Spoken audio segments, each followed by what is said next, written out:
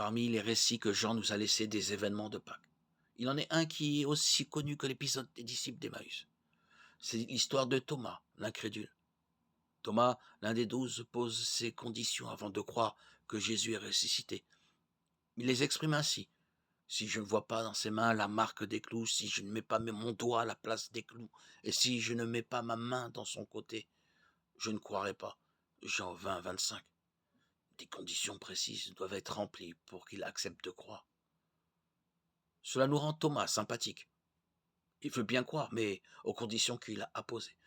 Il ne doute pas que Dieu puisse ressusciter les morts. Ce n'est pas le problème de la résurrection générale qui l'intéresse, c'est le fait que Jésus soit ressuscité. Il sait comment Jésus est mort. Aussi veut-il voir les traces des clous dans ses mains et dans ses pieds. Selon la conception juive qui est la sienne, un crucifié, fût-il Jésus, est un homme maudit de Dieu. D'où sa question et ses objections. Il veut vérifier que le ressuscité est bien celui qui a été crucifié. Thomas pose ainsi la question du sens des souffrances de Jésus, et par là même celle du sens de toute souffrance humaine. Comment expliquer ce mystère, se demande-t-il. Il ne peut pas comprendre qu'en face de la misère du monde, on puisse trop vite se consoler en évoquant la résurrection. Il ne veut pas s'en laisser compter. Au fond, la question qui s'oppose inévitablement est celle de savoir si Jésus a dit vrai quand il enseignait l'amour de Dieu pour les hommes. Dieu est-il vraiment tel que Jésus nous l'a révélé? Quel sens a la vie humaine, telle que nous la connaissons? À propos de la passion de Jésus, Thomas soulève son problème et qui lui tient particulièrement à cœur. Jésus a souffert atrocement, mais d'autres que lui ont peut-être souffert encore davantage. Cela ne compte-t-il pas? Peut-on méconnaître ce scandale? La résurrection suffit-elle à le faire oublier? Il y a là des questions profondément bouleversantes pour ceux qui acceptent de se les poser. Thomas les pose, se faisant le porte-parole de tous ceux qui sont écrasés par le poids des souffrances que la vie ou les autres hommes leur imposent. Il se déclare solidaire de Jésus crucifié et exige de voir sur le corps du ressuscité les stigmates de la passion. Ce qui s'est passé à la croix, personne, pas même Dieu, ne peut faire que cela n'ait pas eu lieu. Thomas veut reconnaître dans la personne du ressuscité celui qui a été crucifié. Il faut que Dieu lui donne l'assurance que la souffrance a un sens, même si on ne peut pas pleinement le saisir. Lorsque Jésus lui apparaît, à lui et aux autres disciples, lui montre les traces de ses blessures, Thomas s'écrie « Mon Seigneur et mon Dieu ». Il confesse la divinité de ce Jésus qui porte en son corps les stigmates de sa passion. Du coup, les souffrances de Jésus et, avec elles, les souffrances de toute l'humanité trouvent en Dieu leur dignité et leur justification.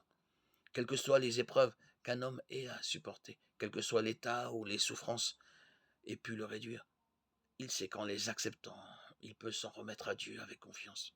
Sans doute, ces considérations n'expliquent pas, selon la logique humaine, le sens et la raison d'être de la souffrance.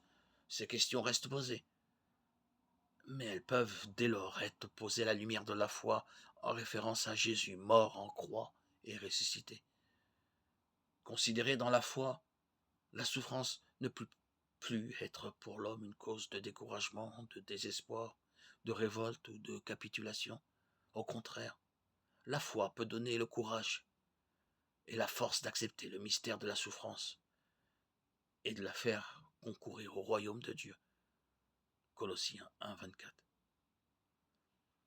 Si tel a été le dessein de Dieu concernant Jésus de Nazareth, si telle a été sa manière d'intervenir en sa personne, alors les disciples ont devoir de diffuser le message de Jésus, le Père, par son Fils.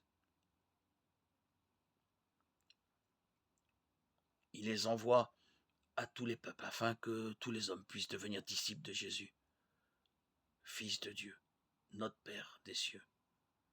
Les disciples ont la charge de transmettre, communiquer ce message de la bonne nouvelle du salut.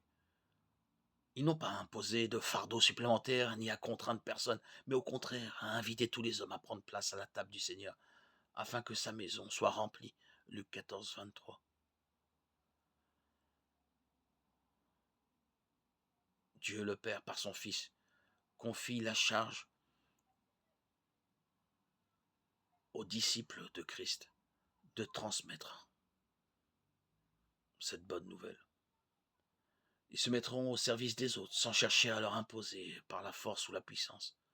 la foi, l'espérance et la charité. Ils parleront et agiront comme Jésus a parlé et agi. Ils seront d'autres Christ. Tel est bien le sens de la parole de Jésus rapportée par saint Jean. Comme le Père m'a envoyé, moi aussi je vous envoie. Jean 20, 23.